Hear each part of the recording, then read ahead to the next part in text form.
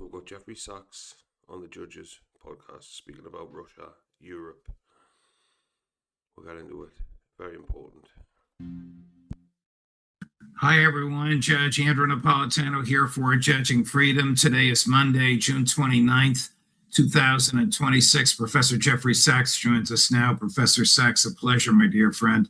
I know you're on the other side of the world, literally, but thank you very much for accommodating our schedules here.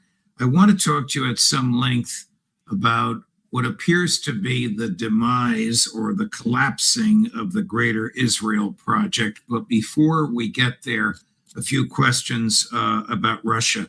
Why do you suppose President Putin last week very, very ostentatiously addressed newly minted Russian military and law enforcement officers, all young men and women, and told them Russia is prepared to fight a war against Europe? We're in a spiral of escalatory rhetoric. The rhetoric on the European side is really red hot. I think Germany is most responsible right now. Chancellor Merz is leading the remilitarization of Germany, or at least the attempted remilitarization of Germany. Not a happy prospect. And the German leadership is talking openly about the coming war with Russia. In the meantime, Zelensky is acting as ostentatiously provocative as possible, making flagrant threats, of course, actual drone attacks heavily coordinated with the European powers, with Britain, with France, and with Germany, attacking Moscow and other sites inside Russia. Things are definitely heating up very badly. The G7 meeting that Trump attended added to all of this. Trump was utterly inconsistent, big surprise. But the upshot of the G7 meeting was to basically end all of the talk of a diplomatic solution that Trump himself had championed in the meeting with President Putin in Anchorage.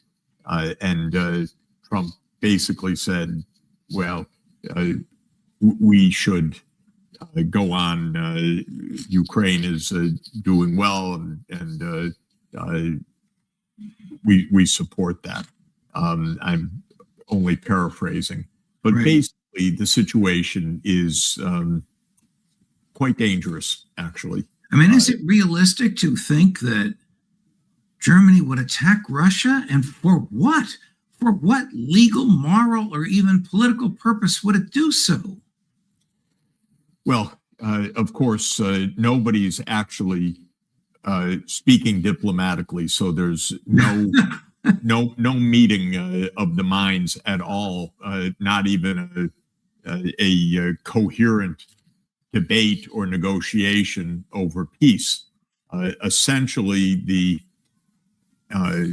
dominant media in Europe right now is saying that Ukraine is winning or has turned the tide, which is rather absurd, tragically absurd.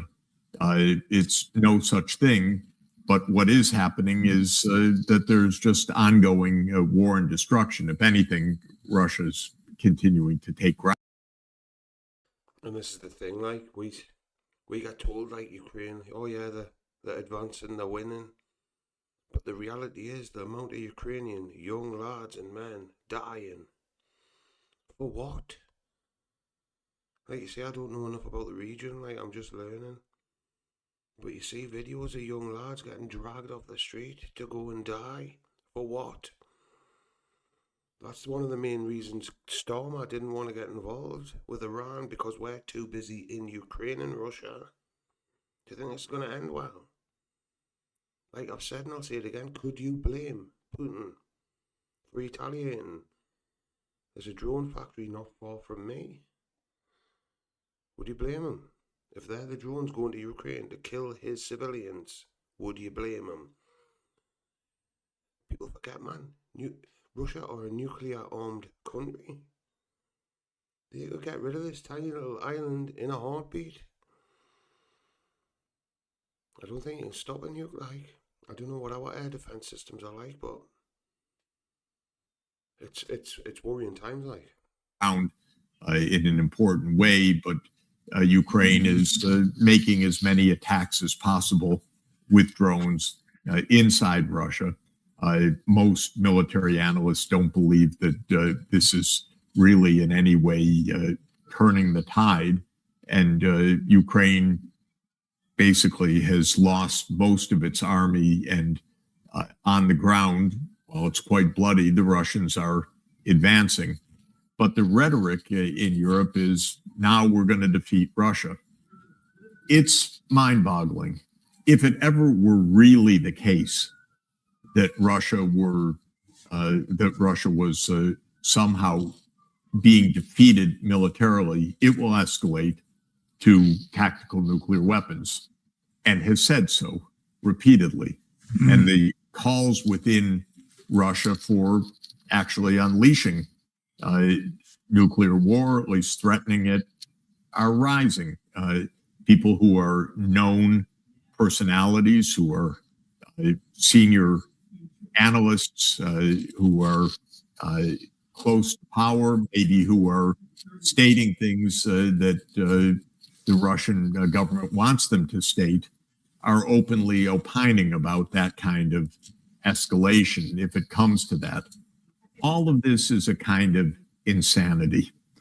We are gripped by leaders in the West, in the UK. Well, Starmer was so horrible, he's gone.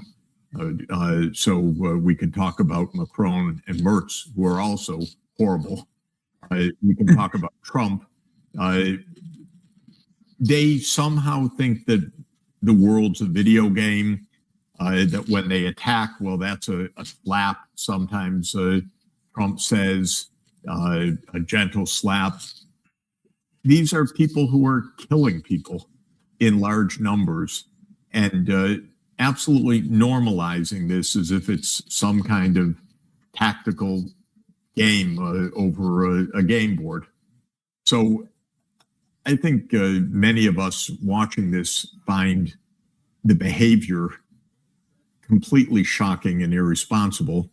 I have been focusing my unhappiness, if I could put it that way, on the German chancellor, because Germany is the most powerful state. It not only rather made a mess of the 20th century, I would say, but has made a complete mess of German reunification vis-a-vis the Soviet Union and then Russia, because to achieve German reunification in 1990, Germany explicitly promised to the Soviet and the Russian leadership that NATO would not expand. They lied, they cheated, of course, together with the United States. But when Germany did it, it lied and cheated based on something that it had promised for Germany's own benefit, which was reunification. And so Germany has a special responsibility in all of this disaster alongside the United States.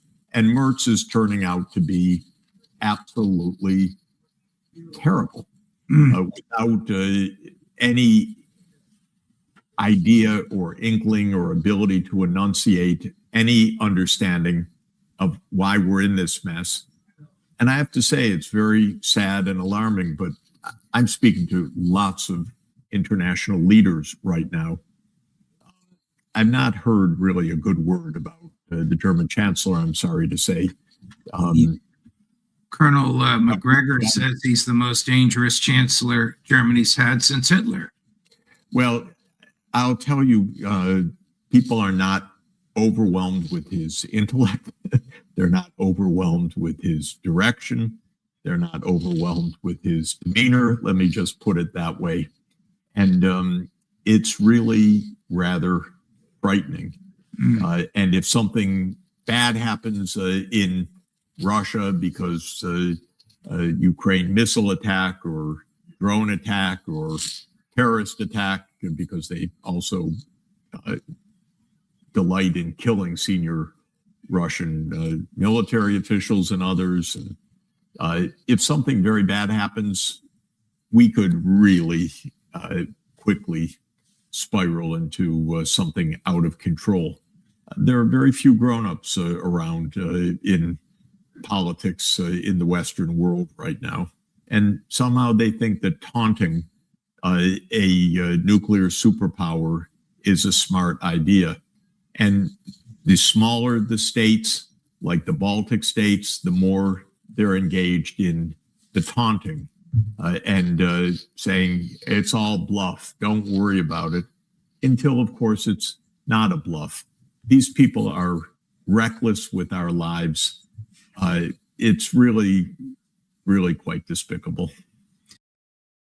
And there's obviously talk of Germany wanting to remilitarize by 2030, which is only 4 years away. We've had Starmer constantly pushing Ukraine, arm them, fund them, our tax money, similar to the way American tax money goes to Israel. But for what? Please, someone tell me, what is this for? They'd had a deal saying that NATO wouldn't be on on Russia's borders, and they pushed them on the borders, and then Russia retaliated. Needless killing, and just like Jeremy said there, one day, because all the people around Putin, don't underestimate them, because they're all saying, finish this, show them. Putin, very much like the Iranian, is trying to do it all by international law, because he knows, as the Iranians know, when all the dust settles and all said and done, people will be coming for you. Look at Netanyahu. If he loses this election, we can only hope for that. But if anyone knows why is this happening? Why can't we just all live in peace? Please let me know. But that's it for this one.